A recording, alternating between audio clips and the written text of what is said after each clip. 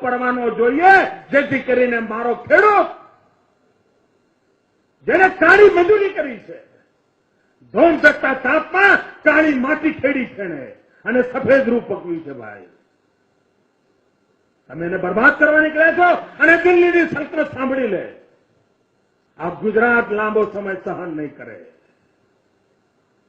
અમારા ગુજરાતના ખેડૂતોને બરબાદ કરવાના તમારા કોઈ કારસા તમને છોડશે નહીં. લખી રાખજો.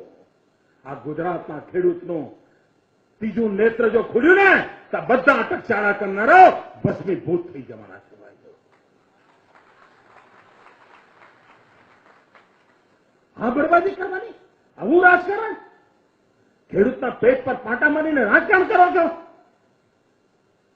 દુઃખ થાય છે મિત્રો. કોઈ દેશ એવો ન હોય કે જે દેશનો વડો અને દેશની વડી સરકાર એના પોતાના નાગરિકો બરબાદ થાય એવા કારસા કરે અને કારણ નથી આપતા. મેં એમને પૂછ્યું, તમે કારણ તો કહો, તમે નિકાસ કેમ બંધ કરી? મારો ખેડૂત મરી ગયો છે અને હવે શું કરવાના તમે જોજો. ખેડૂતના ઘરમાંથી કપાસ જતો રહે,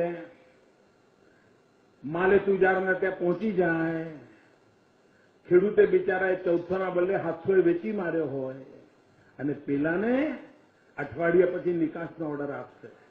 એટલે માલ કોણ ખાશે? પેલો વચેટીયો.